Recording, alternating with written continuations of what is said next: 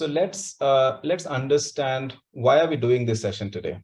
And ChatGPT is one, and it could be incidental, but then there is certainly a trend that has that we have witnessed in the recent years, right? And one thing that has majorly changed is how the markets are changing, right? So we are looking at growth, which is horizontal. What does it mean? It means that when new companies are coming in, when old companies are expanding, are they growing horizontally or vertically? And when you looked at a couple of years ago, you would see that there's a lot of replication. So if e-commerce is being started, so Birla is starting e-commerce, Reliance is starting e-commerce. If anything that is being done, that was more horizontal. But then certainly there is a shift towards innovation. So there is a shift towards electric vehicles, there's a shift towards AI, and that is what is called a vertical growth.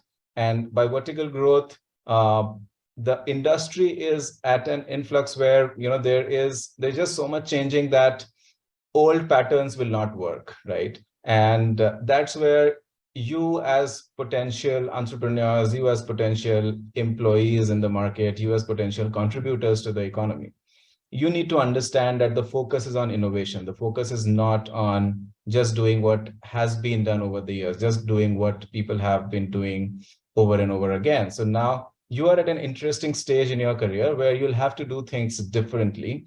And the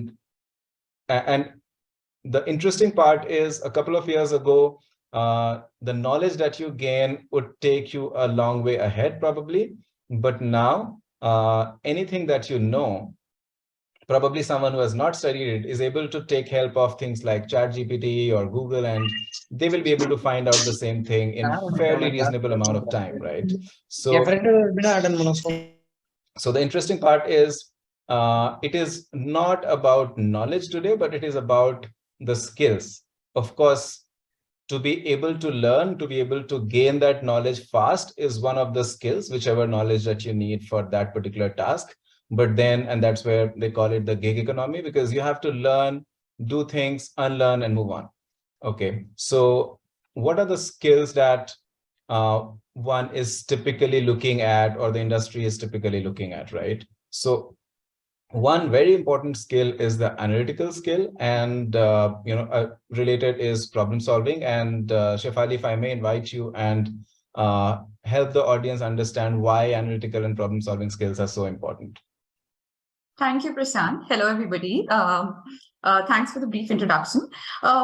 So, as Prashant rightly mentioned, that innovation and things like ChatGPT are disrupting today's world.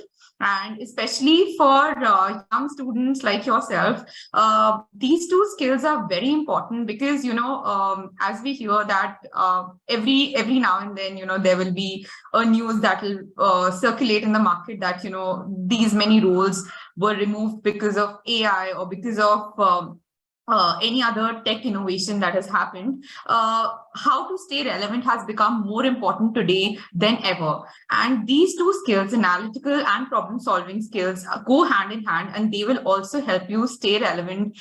The good part about having these two skills and, including them in your arsenal would be to be relevant, not just for, let's say, one job in consulting or one job in strategy or product or tech, but any job that you do pre or post MBA, these skills in some shape or form are very important. Sorry, is my voice clear? I think, can everybody please go on mute, I think? Sure. So, these skills are important irrespective of the industry or the job that you are in. Now, talking about one of each of these skills in specific, when I talk about analytical skills, we've heard data analytics as the word in innumerable times. And, you would often have heard these phrases going around that data is the new oil, numbers always tell a story. What are these phrases about? And, is analytics an overused term, or is it something that is really beneficial? I'll try to help you decode that. So when I say analytics, it is, or analytical skills predominantly, analytical skills can be broken down into two. One is quantitative, which is something to do with numbers, and another one is qualitative.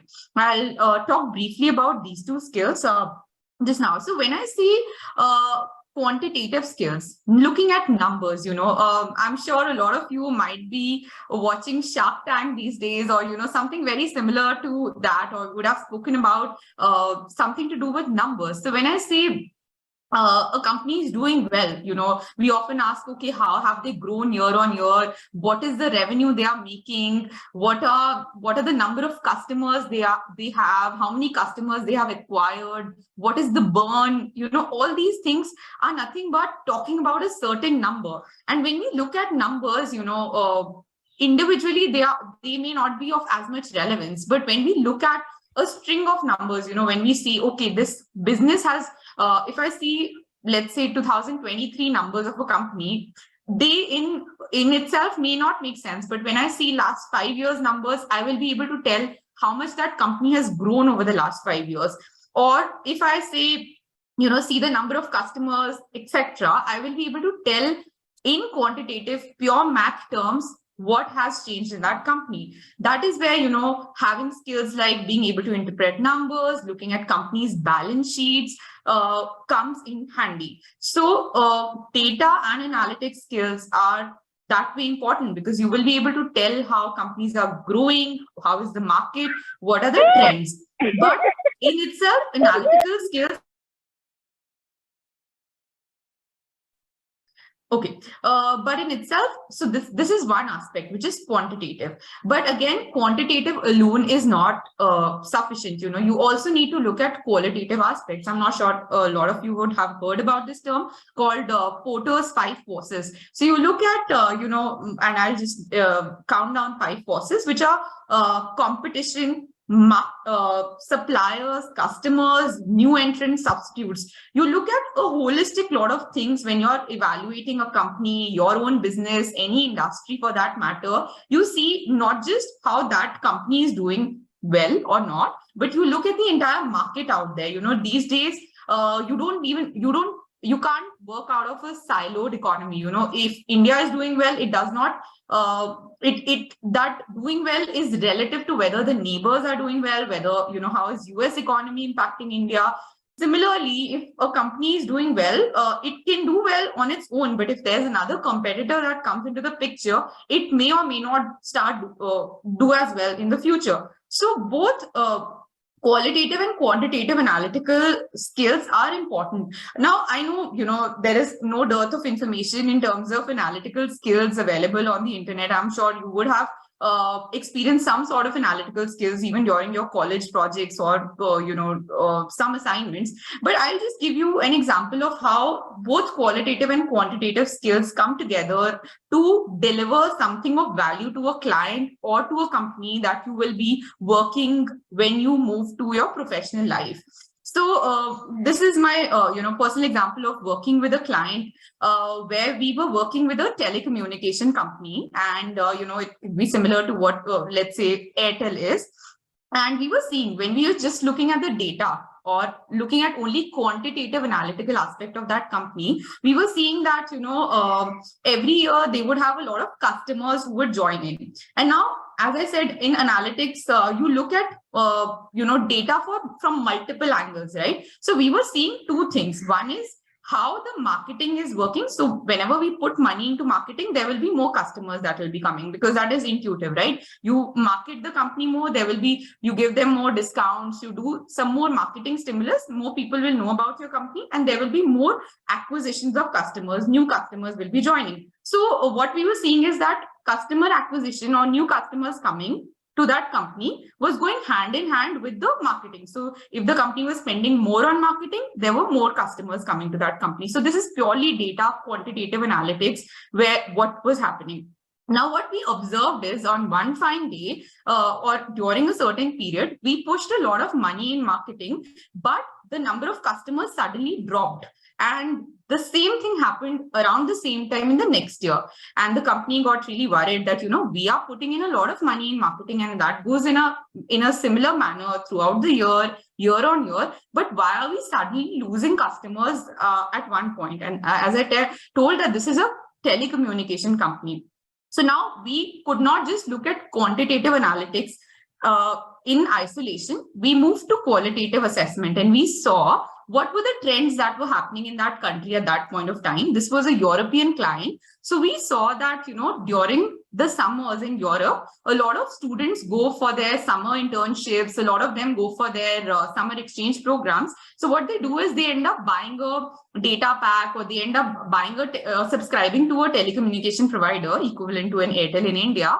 And when the summer ends, no matter how much marketing money is pushed into the market by the company, when the summer ends, these students go back to their respective towns or cities or countries, wherever they came from. So there will be a sudden drop in the number of customers. So what we saw is that data in isolation was doing well. They could see what is the growth, etc. But when we looked at the qualitative side of things and saw other things than data, than their marketing money, we saw that the customer decline was happening due to a certain factor which was outside the control of the company. So this is how analytics helps you understand different business problems. And these problems are not just related to one industry that I spoke about, telecommunication. We will be discussing in the next section about different industries and how different problems are solved.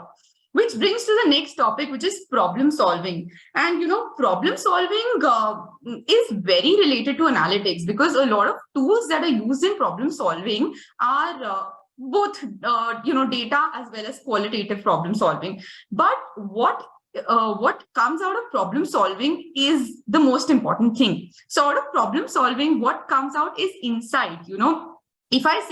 If I, let's say, Google something, I will be able to get an answer, or if ChatGPT is able to tell me, I'll be able to get an answer. But what am I adding value is insight.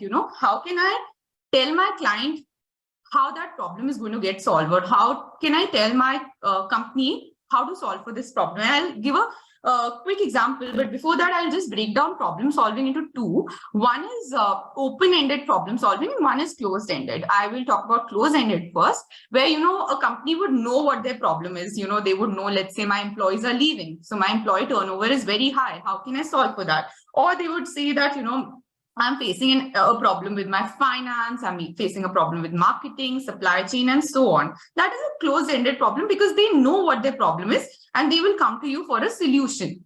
But there will be an open-ended problem scenario, which is quite interesting, where you will be like, okay, a client comes to you and says, I don't know what my problem is. There is something going wrong year on year, but I don't know the problem.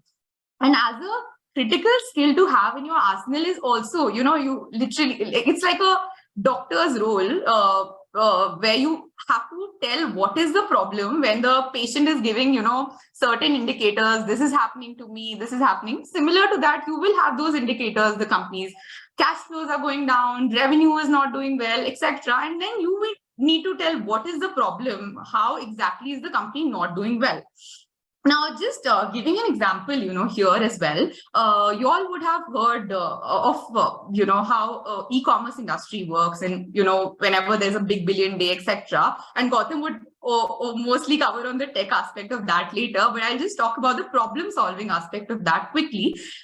Whenever you have, let's say, a big billion sale in Amazon, right? You will, for you, it's like, okay, I'll go and buy something on discount, great. But behind that, when you're working for a company like Amazon, or any company, or maybe as a consultant to a company like an Amazon, or any other company which will have similar problems, you need to solve for 20 different problems, right? If a sale is coming up, how am I making sure that inventory is right? Whether I am overstocking or understocking things. Second, how do I make sure that, if there will be orders from, let's say, the northern part of the country, from the southern part of the country, how am I making sure that everywhere the product is getting delivered within the time I'm committing? So is my supply chain or logistics strong enough? Third is whether on big billion day is usually 2-3 days. So whether on those 3 days, I have enough staff who will keep the system running. So I'm solving for an HR related problem. Fourth is, you would often see that on a big billion day, the prices are at a significant discount. So have I negotiated enough deals with my vendors to be able to give these things to my customers? Fifth is solving for the vendors itself. Do I have good relations with the vendors? Sixth is maybe logistics suppliers, like there's a Blue Dart, there's an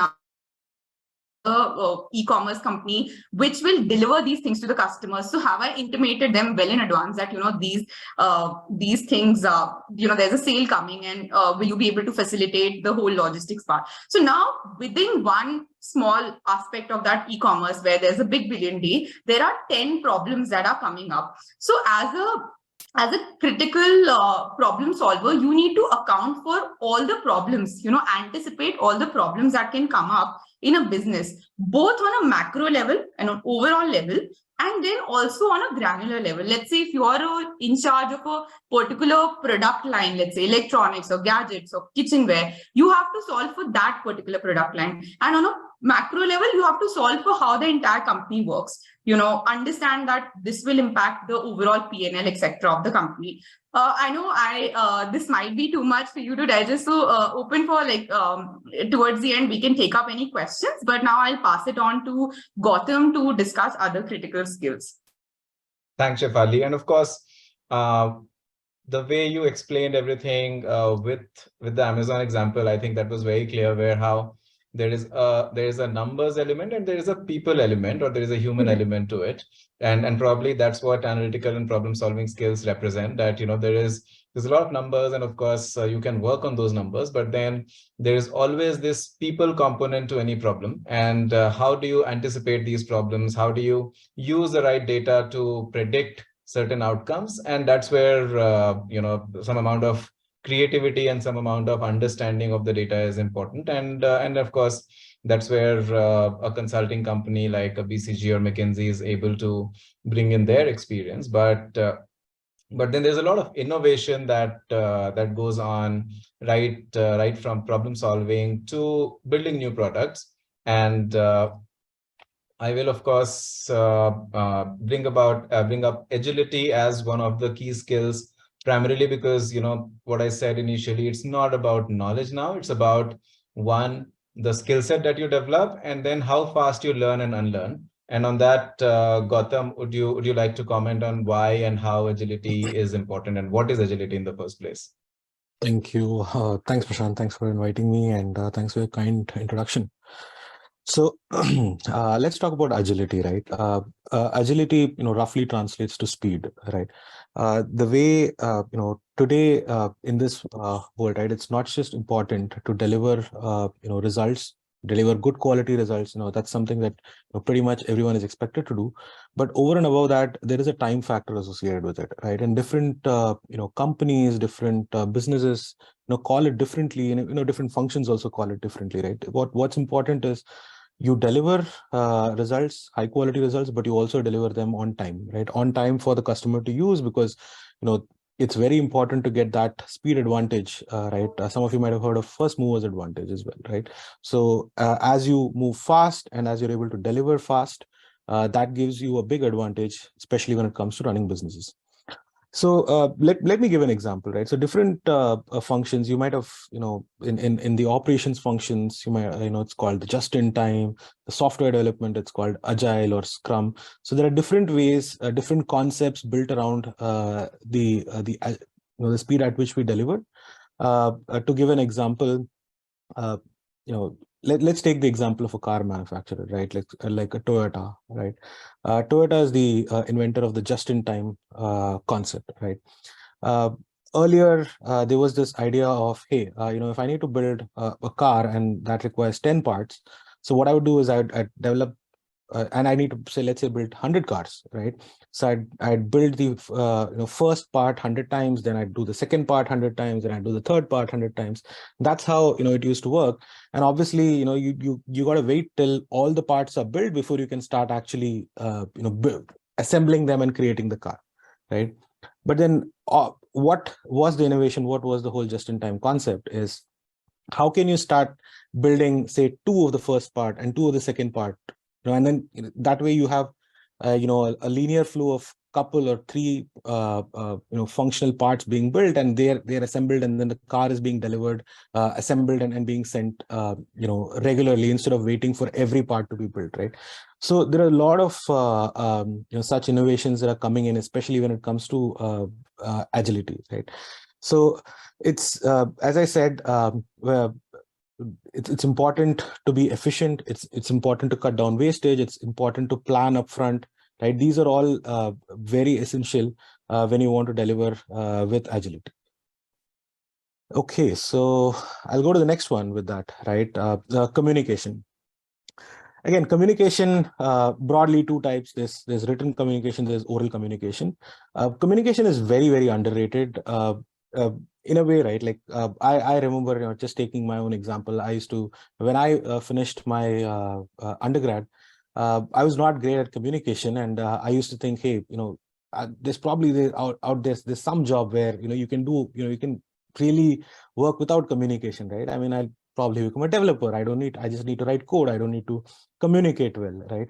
So that's how it all started, and after 12 years of experience and becoming more wise, I've realized communication is probably one of the key things, and very much underrated skills. It is very, very important, whether it is written communication or oral communication. It is very, very important that you're able to clearly communicate what you're thinking, essentially communicate it in a way that the opposition, the other party is able to understand. And more so, communication is also a mindset, right? Communication, there is an aspect of how can you structure your thoughts, right? Sometimes there are a lot of thoughts running in your mind, and sometimes you're speaking, and at that time you're thinking of new things and you're speaking, right? All of this starts confusing the person who's listening to you, right? And it's very important that you structure your thoughts when you're speaking, you structure your thoughts when you're writing, make it very, very easy to consume for the listener, right? And I'm sure a lot of you have heard of miscommunication, or not communicating clearly, or making some assumptions while communicating, which have created problems in your own personal lives, right? If not professional lives, for those of you who are still in college.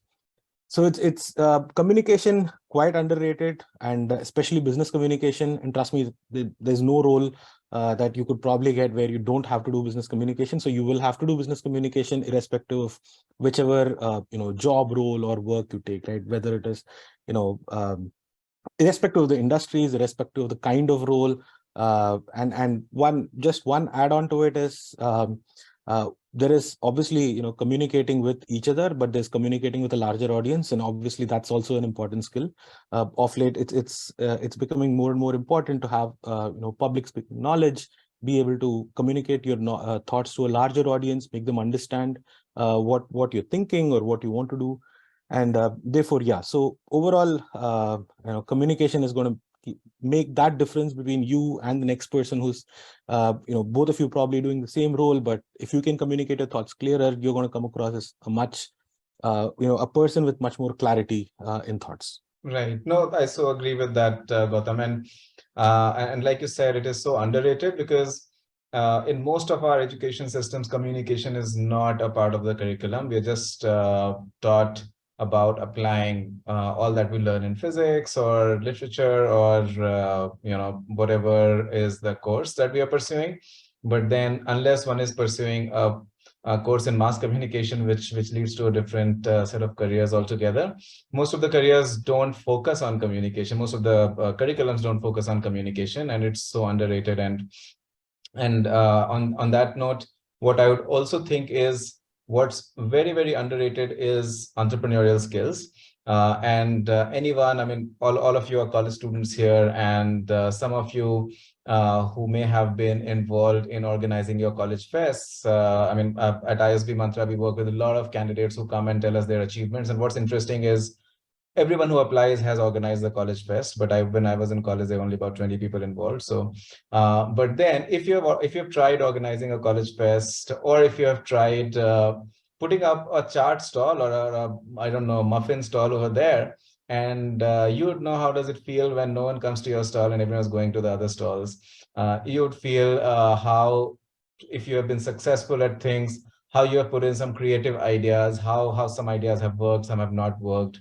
But that's only the let's say tip of the iceberg in terms of what you can experience as an entrepreneur, the emotions, the preparation, the success, the failure, and the kind of detailing that goes into, and that is why it is one skill that requires very multidimensional abilities. And most of the people who are successful now in their organizations, they if you try and map what worked for them, was multidimensional skills. It was not one thing that they kept doing throughout their lives, but it was how they learned fast, they imbibed all the other skills that we have listed here, and then they kind of summed it up. And you don't need to be an entrepreneur to have entrepreneurial skills, but then entrepreneurial skills is a lot about learning and initiative and trying and taking risks and whatnot. But the idea is, if you have to succeed in any of the roles as you go forward in your career, this is one skill that you certainly want to imbibe. And along with what Gautham highlighted is communication, and how you communicate with individuals, how you communicate with teams, and how it is going to be helpful across. Great. So of course, on that note, we will move on to how some of the roles that have evolved in the recent times, and then try and map it with these skills. And it will be interesting for you to see how there are some very, very interesting roles, and then we don't get into designations, but more of directions, let's say. But growth hacking is something that's a buzzword, or it's a fancy word. A lot of startups kind of put it out there that we are recruiting growth hackers. We are recruiting people who are go-getters. Now, what is growth hacking? Growth hacking is essentially your ability to do not one, but multiple things which a startup cannot probably define, and expect that you come and help grow our business, right? Which means that first, understand our product. Second, come up with creative ways to market the product. Third, understand the customer. And fourth, don't ask for a lot of money to spend on ads. Okay, so a growth hacker is expected to do a lot of these. And it's an interesting role. It's you get to learn a lot, and almost all startups have this role. But the idea is, this is how it evolves. And if you go back to the skills that we were just discussing, you will be able to see how this particular role is a representation of how the skills have come together to define new age roles. Similarly, now there are very few pure salespeople in the organization. There is customer success. Now, what is customer success? You're more of a partner to the customer. You are not someone who just sells and disappears. You're not someone who comes in after the sales have been done without any knowledge of who the customer is, what does she want, or how the entire process evolves. So these are kind of new roles that have evolved over the years, and you will see that more and more companies are recruiting in these roles when you go out in the job market. But what's also interesting is that these will require you to not think from a unilateral lens that, oh, I am graduating and I want to work with this company in this role, but be open to and try and understand what these mean. Probably they are very interesting. And another role that has kind of come up in almost all companies is product management or product manager. And in a subsequent section, we will understand the often confused terms like product manager, program manager, project manager, and Gautham will help us understand those. But then, Gautham, if I may invite you to help understand why product manager or product management has become such an important function across board. Yeah. So broadly, product management, for those of you who may not be aware of what product management is think of product manager as a problem solver who's going to build a product, right? So a product manager's responsibility starts from understanding what is the customer need, validating the customer needs, ideating solutions or hypothesis, and how to validate those hypotheses, and eventually work with the technical team, engineering teams, analytics teams, AI teams, data science teams, and whatnot, right? So there's a lot of collaboration also involved to build a product and successfully launch it to the market, right? I mean, and everything you see around you is a product, right? From the online ones like the YouTubes, Instagrams, the WhatsApp and whatnot, and even a bunch of offline products that you interact with day to day, right? I mean, things like an Apple AirPods, right?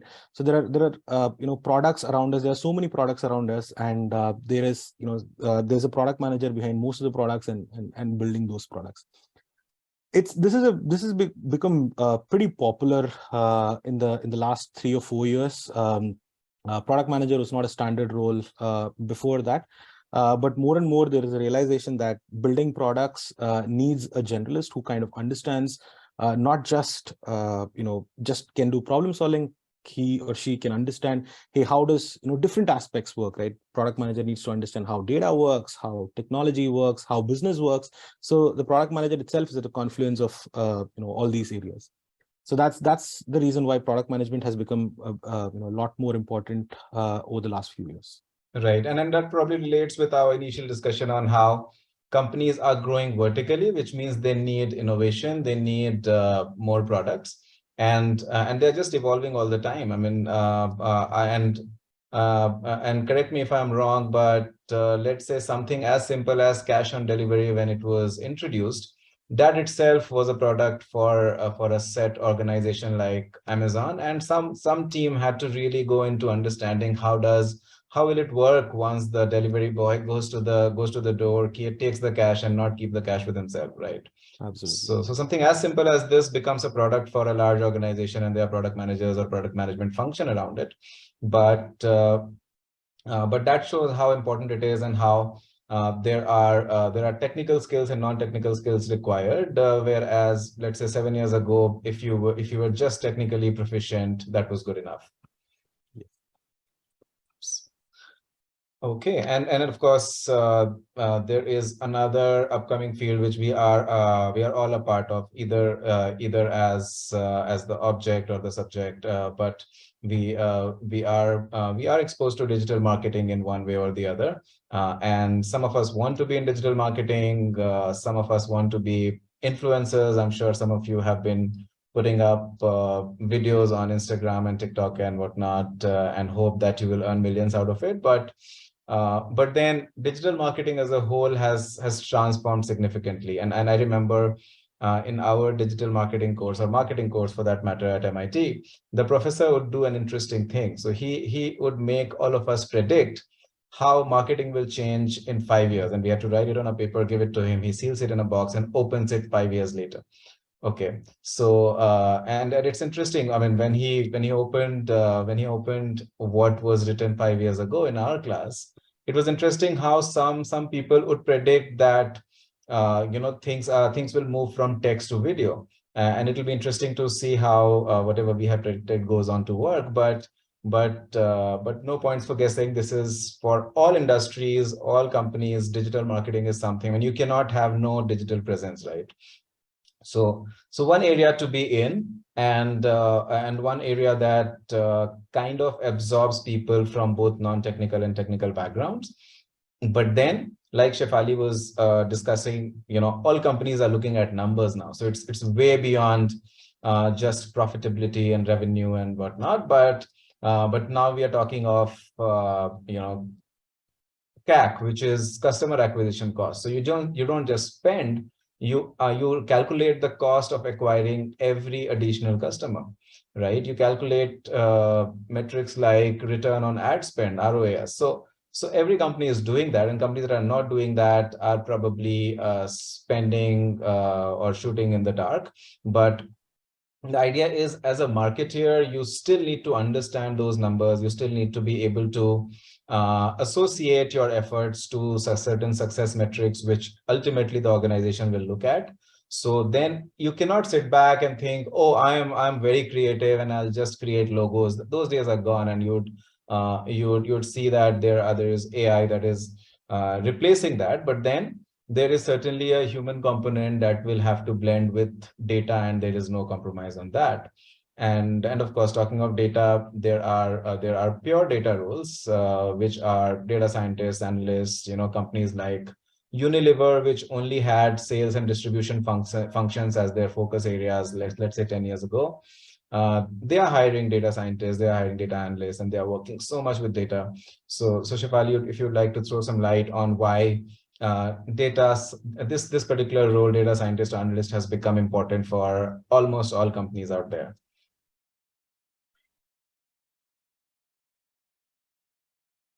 Someone might have to unmute her. All right. Yeah. So I think, as you rightly said, that data scientist role is nowadays, the hot role. Most companies want to hire data scientists or data analysts, and a company may not be predominantly a tech company, because when you see this term or when you hear about data scientists, you'll be thinking that, okay, this is a role which most tech companies would hire.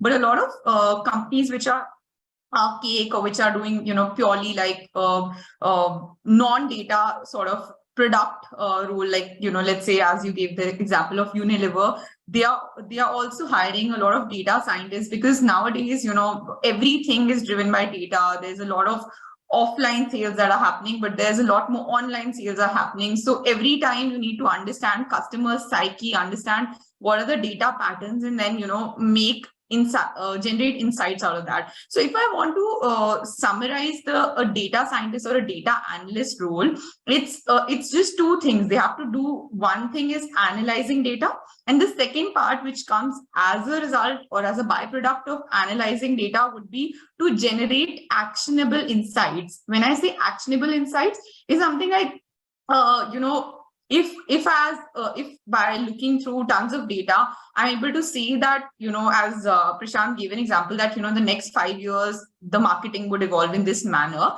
But if I say, let's say in the next 1 month, this is going to be the customer trend, etc., I can just ask my company to focus on that one product which the customers are going to buy. For example, there's a seasonality factor. So if there's a season that is going to change, or if there's some trend that is going to change, let's say in fashion industry, in e-commerce, etc., I should be able to capitalize on that. So it's a lot of proactive measures that has to be taken, a lot of forecasting that they need to do with the help of data.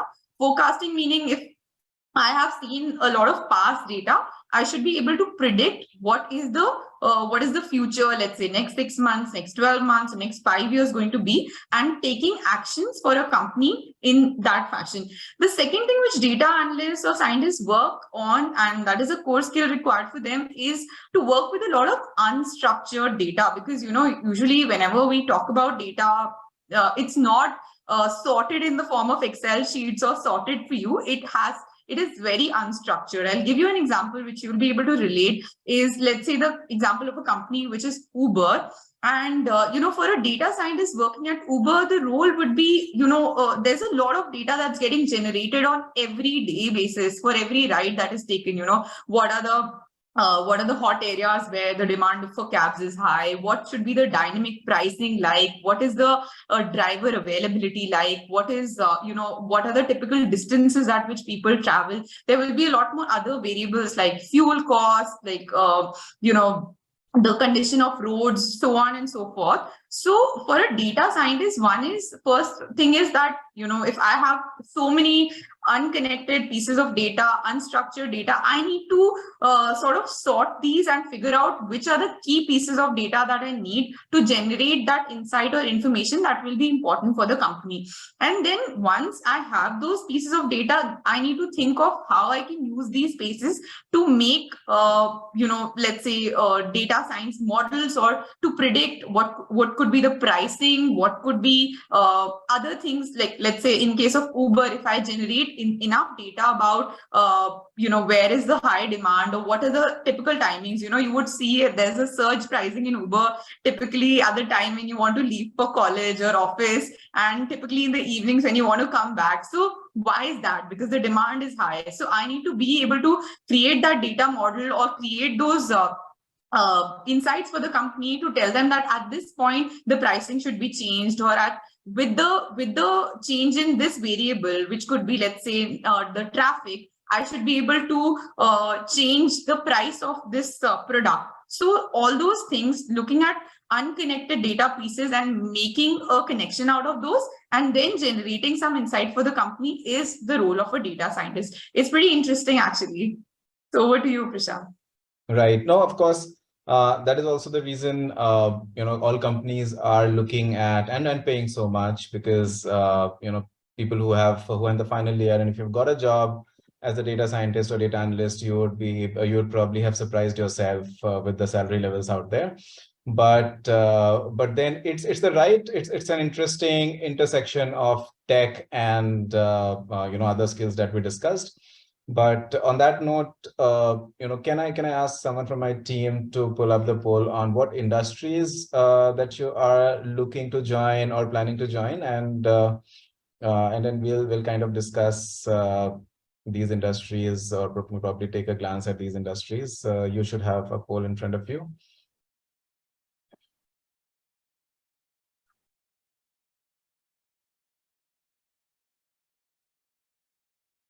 Okay, I hope you're able to see the poll on your screen. 56% is IT at this point, but a good spread.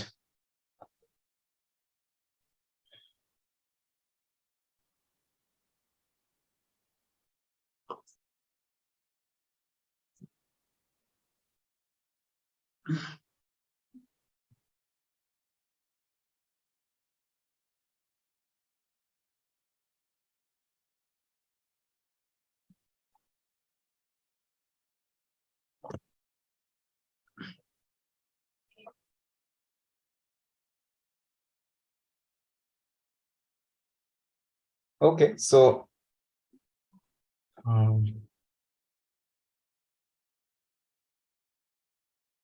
happy to share the results. So it's interesting that 16% are looking to join the edtech industry. Of course, quite a few consulting, but then okay. But then what's interesting is, you see, there are always a lot of industries that are going to be upcoming, and when you read around, when you read on the internet, you will see, I mean, some article will say that the cannabis industry is going to boom. Of course, stand-up comics are quite a bit in fashion now, but then if you have heard of the Pareto principle, you will realize that 80% of the jobs out there are provided by 20% of the industries or companies that are more popular. So let us look at the more prominent ones, and you will see that fintech is evolving a lot, and it is one industry that is kind of taking shape in a very different direction. The entire model of finance and the way banks would work, the way a company, a corporate would handle its own finances, everything has just changed or taken a U-turn in the last 5 years. And then one has to relook at their financial arrangements and patterns and recruitment patterns and how the company works in a very different way. Similarly, EdTech has transformed the way we learn and the way, some people are now questioning the very need for degrees. And when you go on Quora, you'd read a lot of such discussions that, do you even need a degree these days? And of course, a lot of us want to get into consulting. So consulting as a field has kind of remained evergreen with the problem solving, and with so many startups and so many MNCs and the dynamic market environment, consulting is going to stay. So again, this is again another industry that you would want to be in. And why are we discussing it? Because you don't want to end up in an industry which is right now high paying, but then in the next 3 to 4 years, it is not going to give you the growth. And then you will be, let's say you spend 5 years in industry, you will be from an industry that's almost dying, right? So, and we talked about digital marketing as a field. It is so interesting. And then sustainability is again something that has found place in almost all companies. I mean, you will see Nike or companies, almost all companies trying to produce sustainable goods. So Nike is trying to produce, or already has produced rather, shoes that have been created with waste, or producing zero waste. So different ways companies are trying to attain sustainability, and how it is important given the current environmental situation that we are in, with climate change and so much going on. So essentially, this is where we stand, where you are not going to be, humans are not going to be replaced with machines altogether. There will always be the fight between machines and humans, as long as we keep innovating, and we will. I mean, if you relate it with Google, Google tried to create something called the artificial brain. It would scan 10 million YouTube screenshot, YouTube thumbnails, and after that, it could only identify a cat with 75% accuracy, which typically, if you can imagine, a 5-year-old kid can do with 100% accuracy. So humans are not going to be replaced. It's just that we have to evolve with machines. We are creating these machines, and we have to evolve with it, and we have to remain alert. And this is the point where I also bring up the career curve that we have developed. And the idea is, you're all starting your career. So how do you plan your career versus you just take up a job and leave it to where it takes you, right? Because the point is, at this point, the competition is so high that you cannot just sit back and let circumstances or let the industry drive your career. So you certainly have to put in effort, where you take up your first job, and then what we say is, there is this breadth of experience, and there's a depth of experience. And when you start your first job, when you start your career, you don't have heavy depth of experience, and you're exploring the breadth. You're trying a few things. Whichever company you join, you're just given a few things to do, and then gradually you start liking things. The company starts realizing that you're good at it, and you keep doing more of it. And at the same time, if you have come across the Maslow's hierarchy of needs, this is where you are fulfilling your most basic needs. Like, you've got the first job, so you want to buy that, of course, that expensive phone that you were waiting for. You've got your first job, so you want to buy those expensive shoes, which you probably had in college from your father's money. You want to start going to or spending in pubs without thinking. But then after a point, you say that, okay, I have been doing this. Now I get a promotion, and of course, if you do well, you get a promotion. So you get a promotion, and then that's when, on the Maslow's need hierarchy, you move to safety needs. You move to your higher order needs, where your salary has suddenly increased. You buy a car, you buy that expensive bike that you were looking for. And then you, of course, you invest in EMIs, put yourself on home loans and whatnot. But then this is a stage where you see your career kind of getting stable. You see that you have gained enough depth, but then you are just the go-to guy for whatever you're doing. And after a point, you don't want to be that. You want to be doing more. You want to be leading things. You want to be doing something beyond what you have been doing for the last 3, 4, 5 years.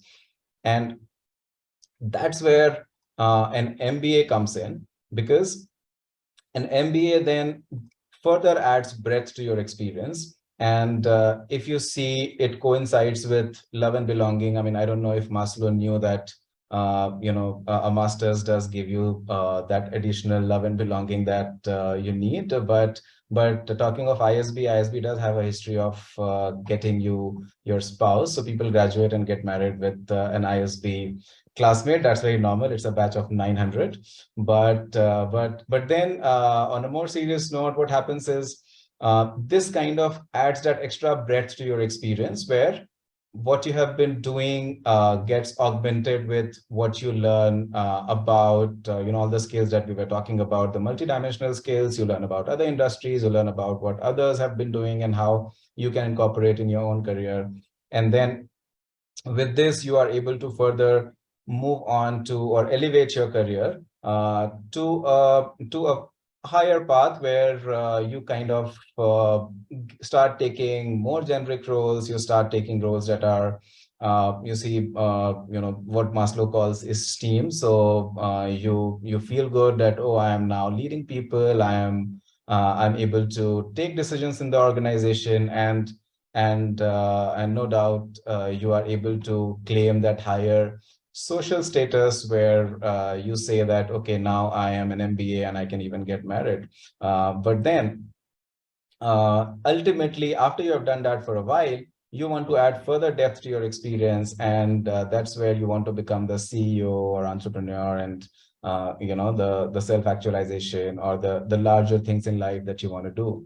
So interestingly, you at this point, you are at your first job where you're not thinking of this, but then when you think of an MBA, and when you start, probably when you spend a year or two and you say, okay, I need a master's, whether it's an MBA or master's in science or tech or whatever, but that is the time when it starts impacting your job as well, because you can't focus on your job. You are looking at better things. You're looking at getting into a good school, and then you kind of stuck. So if you don't want to be stuck, let's say 2 or 3 years from now, then this is the point where and this is also the reason why the Indian School of Business has something called the Young Leaders Program. We will talk more about that, but before that, if you have not heard of ISB, it's one of the premier schools in the country and in the world. An average salary of 34 lakhs speaks a lot about how the industry values it so much. And of course, it's celebrating 20 years. And even PM Modi visited the school recently, and it has just one full-time program, which is the postgraduate program. But then there are 3 entry channels, and for you the most relevant channel is the Young Leaders Program, where you can get in, and you would have heard that, oh, to get into ISB you need 2 years of experience, or of course that is minimum, but most people have 4 or 5 years of experience. And this is your golden time when you are still in college, and you can secure an admit to ISB by applying even without a GMAT or GRE, which means the YLP stage 1, and we'll come to the process where it's the easiest channel to get into the full-time, the flagship 1-year program that the school has. And you don't have to join now. You can continue to pursue your career, and 2 or 3 years from now, when you see that you are at a stage where you want to get that elevation, then you are able to move ahead, and you are able to kind of take up that offer which you already have in hand. And sometimes we have seen, interestingly, an ISB admit has even helped candidates get a better job, because companies see that, oh, if you have an ISB admit, you must be good, right? And what I was talking about, that applying to ISB through the Young Leaders Program doesn't require the GMAT in the stage 1. They just need your achievements, and then of course you're required to write an essay. And the deadline for that is 26th of March. And that is why this timing is important, because you have just about a month or over a month to be able to apply. And the good thing is that you don't need any tests to apply. So it's fairly a no-brainer. You can kind of apply, move ahead to stage 2. And if they like your profile, if they like your application, then they ask you to take the test, whether it's GMAT or GRE, and put in the second stage of application, which you will have enough time till the end of August. So this is how the Young Leaders Program works. And like I said, it is the same program that everyone pursues with 4 or 5 years of experience. But being in college, you have that opportunity to be able to apply now, get the admit now, and then be carefree about your future plans of masters, and focus on your work, focus on your life, and join the program when you're ready. And of course, ISBmantra as a leading consulting company for ISB, we are happy to help you. We have, what's unique is a team of ex-admissions officers from ISB. So, someone like Vikram, he was with ISB when the Young Leaders Program was launched, was introduced. He was instrumental in that. Same AM Kanan, and of course, other people who have so much experience in ISB admissions. So we are happy to help. We are happy to address any questions related to your profile, related to ISB, related to the Young Leaders Program.